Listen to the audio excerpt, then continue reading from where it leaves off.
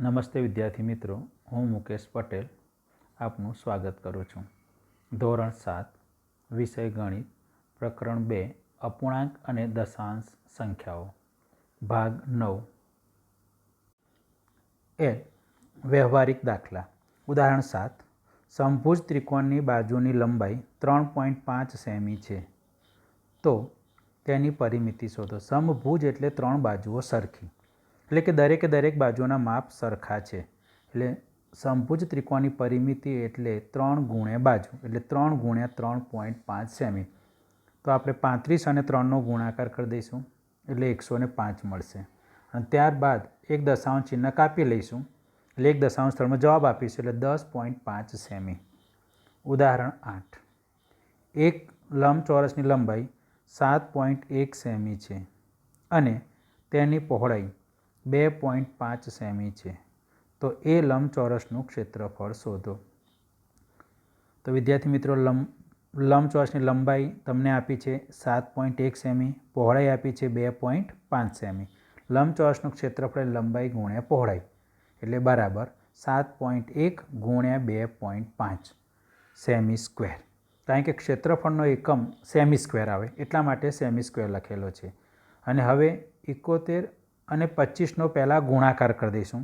જે પ્રમાણે આપણે આગળ વાત કરી ચૂક્યા દશાંશ અપૂર્ણાંકના ગુણાકાર કેવી રીતે કરાય તે પ્રમાણે તમને બાજુમાં ઊભી લીટી દોરીને ગુણાકાર બતાવે છે. તો 71 ગુણ્યા 25 કે જેનો ગુણાકાર 1775 આવ્યો.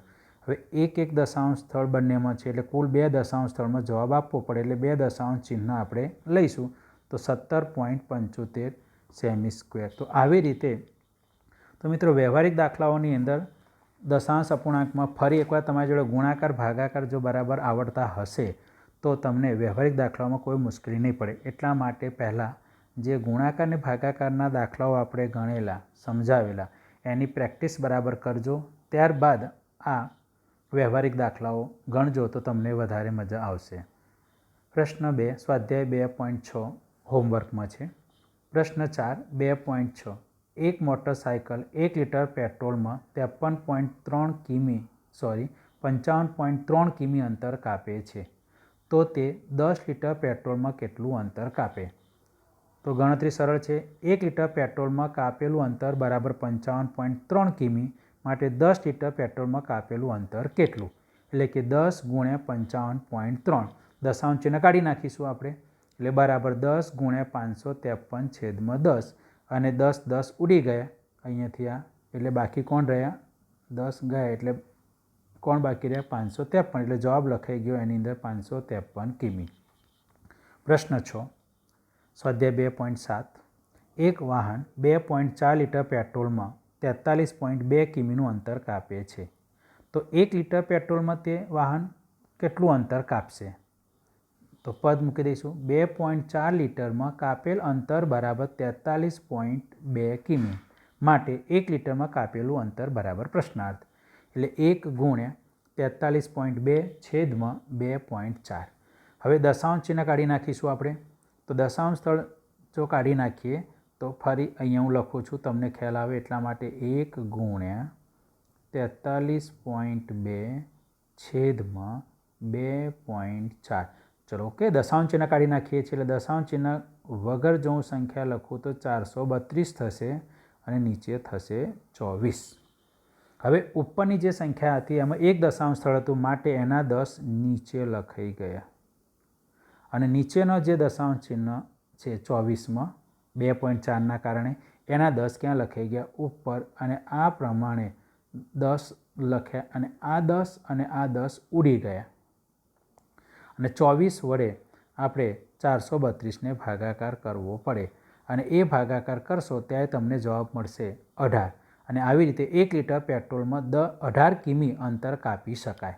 હવે આવી રીતે જો ના કરવું હોય, આ કરવી જરૂરી રીત છે. એટલા માટે મિત્રો કે હવે તમે જ્યારે આગળના ધોરણમાં આવશો ત્યારે આવી રીતે જ ગણતરી કરવી પડશે. એટલે આની પ્રેક્ટિસ કરવી જ પડશે ફરજિયાત. થોડી પ્રેક્ટિસ કરશો એટલે આવડી જશે. બાકી બીજી રીત એ છે જે મેં બાજુમાં ગણીને બતાવેલી છે, એ રીતે પણ ગણી શકાય. એટલે તમારે તમારી નોટની અંદર આ બંને રીત આ દાખલામાં ગણવાની, પણ પરીક્ષામાં તમને જે ફાવે તે બેમાંથી કોઈ એક રીત કરવાની. તો બીજી રીતમાં શું છે? બંનેનો ભાગાકાર થઈ ગયો. કેમ? કારણ કે 1 ગુણ્યા 43.2 છેદમાં 2.4 એક વડે ઉપરની સંખ્યાને ગુણીએ એટલે 43.2 ભાગ્યા 2.4 થઈ ગયા. અને હવે તમને ભાગાકાર એટલે આડી રીતે લખી દઈએ ભાગાકાર, તો 43.2 ભાગ્યા 2.4 બરાબર. અને હવે તમને કહે છે દશાંશ ચિહ્ન પહેલાં કાપી દઈએ છીએ આપણે, તો દશાંશ ચિહ્ન આપણે કાઢી લીધું, તો નીચે 10 લખાશે ભાગ્યા 24/10. અને આ ભાગાકારનો હવે ગુણાકાર કરશું એટલે પહેલાંનો શું થઈ જશે? વ્યસ્ત થશે. અને એ ગણતરી જો તમને અહીંયા બતાવેલી છે તો આવી રીતે પણ ગણી શકાય. તો આ પ્રશ્ન 6 સ્વાધ્યાય 2.7ની આપણે વાત કરી. ઉદાહરણ 11, એક કાર 2.2 કલાકમાં 89.1 કિલોમીટરનું અંતર કાપે છે, તો તેણે 1 કલાકમાં સરેરાશ કેટલું અંતર કાપ્યું?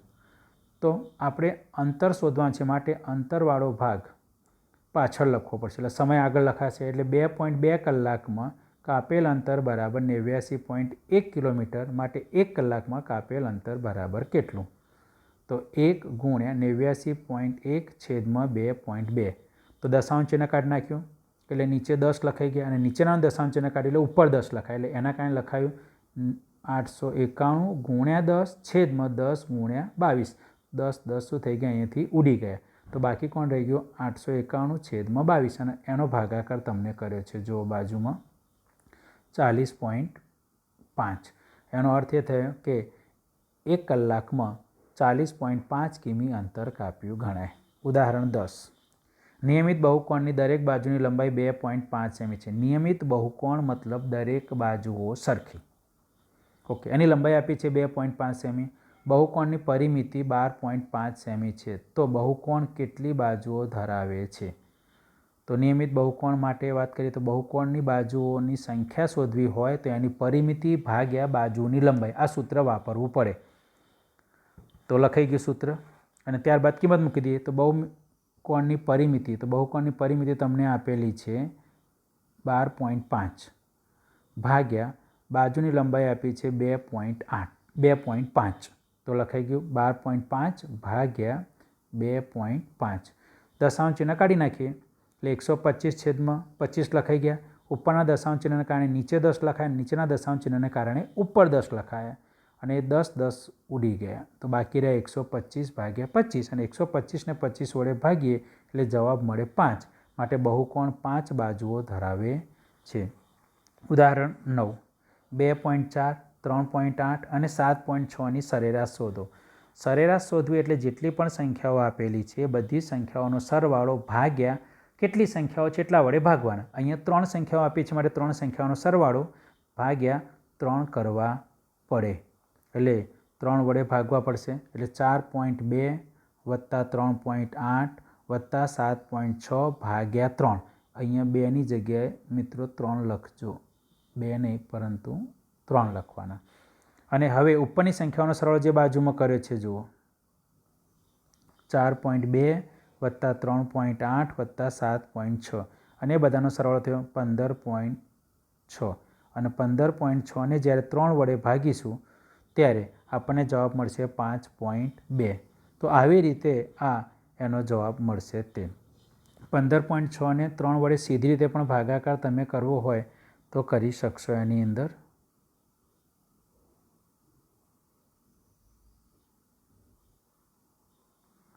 તો 5 તરી 15, 0, 6 નીચે ઉતારીશું, 3 દુ 6, 0.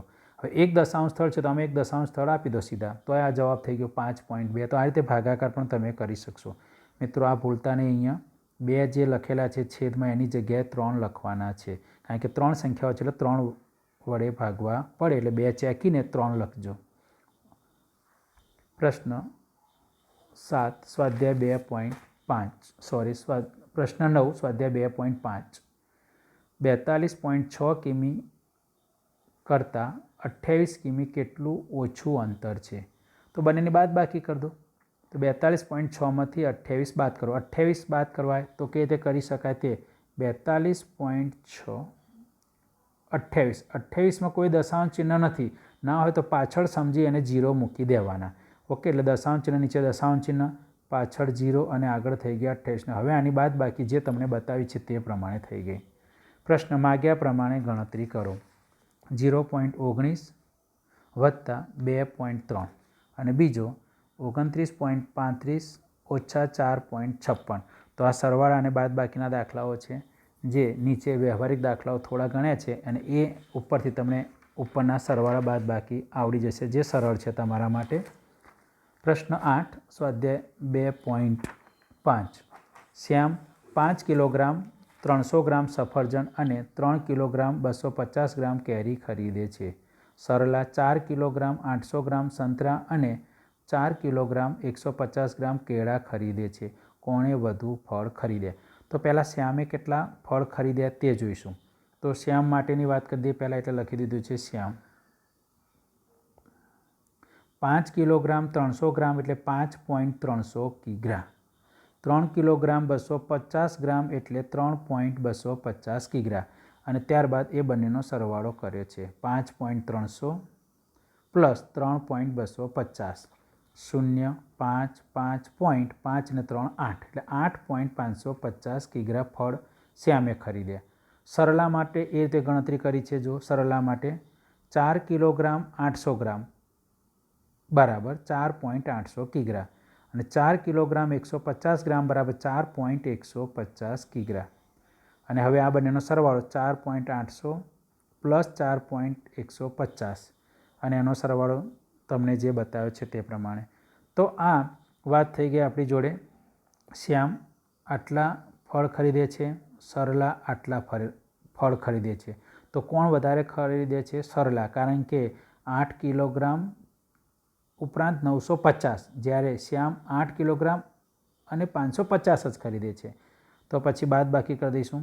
તો સરલાએ ખરીદેલા ફળ માઇનસ શ્યામે ખરીદેલા ફળ એટલે 8.950 ઓછા 8.550. બાદ બાકી 0માંથી 0 ગયા એટલે 0, 5માંથી 5 ગયા એટલે 0, 9માંથી 5 ગયા એટલે 4, પોઈન્ટના પોઈન્ટ અને 0માંથી 0. એનો અર્થ કે સરલાએ 400 ગ્રામ ફળ વધુ ખરીદ્યા છે. પ્રશ્ન 7 2.5. દિનેશ સ્થળ A પરથી સ્થળ B તરફ જાય છે અને ત્યાંથી તે સ્થળ C તરફ જાય છે. એનું અંતર Bથી 7.5 કિમી છે. Bથી Cનું અંતર 12.7 કિમી છે. આયુબ સ્થળ A ઉપરથી સ્થળ D તરફ જાય છે અને ત્યાંથી તે સ્થળ C તરફ જાય છે. Dનું Aથી અંતર 9.3 કિમી છે. Cનું Dથી અંતર 11.8 કિમી છે. તો કોણ વધુ મુસાફરી કરશે અને કેટલી?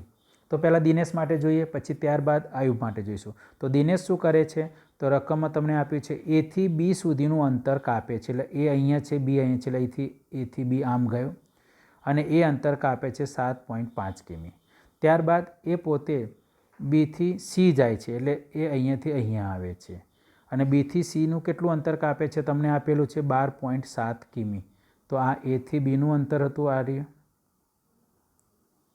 ફરીથી કરું છું એટલે તમને ખ્યાલ આવશે.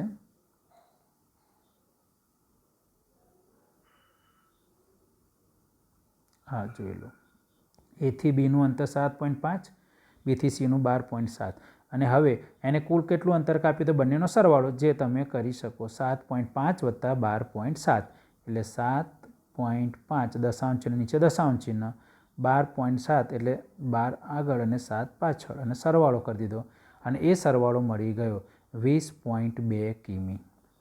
હવે એ જ રીતે આયુબ માટે વાત કરીએ તો આયુબ કઈ રીતે ચાલે છે? તો આયુબ Aથી D સુધીનું અંતર કાપે છે. પહેલાં Aથી D આવે છે અને એ કાપેલું અંતર 9.3 કિમી છે. ત્યારબાદ Dથી C જાય છે, એટલે અહીંયા જાય છે. તો Dથી C સુધીનું અંતર બરાબર 11.8 કિમી. તો કુલ મુસાફરી કેટલી થઈ? તો બંનેનો સરવાળો કરવો પડે. તો આ બંનેનો સરવાળો કરીશું, જે 21.1 કિમી મળે છે. તો દિનેશ 20.2 કિમી, આયુબ 21.1 કિમી. તો કોણ વધારે અંતર કાપે છે? આયુબ. કેટલું વધારે? તો 21.1 કિમીમાંથી 20.2 કિમી બાદ કરીશું. 21.1 કિમી આયુબની મુસાફરી માઇનસ 20.2 કિમી દિનેશની મુસાફરી બાદ બાકી તો બાદ બાકી હું તમને અહીંયા બતાવું, કરેલી તો છે જ પણ મોટા અક્ષરથી બતાવી દઉં. 21.1 ઓછા 20.2. 1માંથી 2 ના ચાલે વધી લઈશું એટલે અહીંયા થશે 0, અહીંયા થશે 10. 10માંથી 2 જશે 1 11, તો 10 ને 1 11, અને 11માંથી પછી 2 બાદ કરી દઈશું એટલે કેટલા મળશે 9. દશાંશ ચિહ્ન અને દશાંશ ચિહ્ન 0માંથી 0 0 લખશો ને તો પણ 2 વખતની જગ્યાએ 1 વખત લખો તો પણ ચાલે. અને માટે આ પ્રમાણે આયુબ કેટલી વધારે મુસાફરી કરે છે? 0.9 કિમી જેટલી વધુ મુસાફરી કરે છે. તો મિત્રો આ પ્રમાણે આજે આપણે પ્રકરણ 2 અપૂર્ણાંક અને દશાંશ સંખ્યાઓ પૂર્ણ કરી. બહુ જ ઉપયોગી ચેપ્ટર છે ભવિષ્ય માટે પણ, આગળના ધોરણ માટે, એટલે આની વારંવાર પ્રેક્ટિસ કરતા રહેજો. અને હવે આગળના પ્રકરણ 4ને ચલાવીશું આપણે, સાદા સમીકરણો. કારણ કે પ્રકરણ 3ની અંદર આલેખ આવે છે અને એ આલેખ તમારી પાસે નથી અને તમને મુશ્કેલી પડશે, એટલે પહેલાં પ્રકરણ 4 આપણે ચલાવીશું. તો આવતી વખતે મળીશું.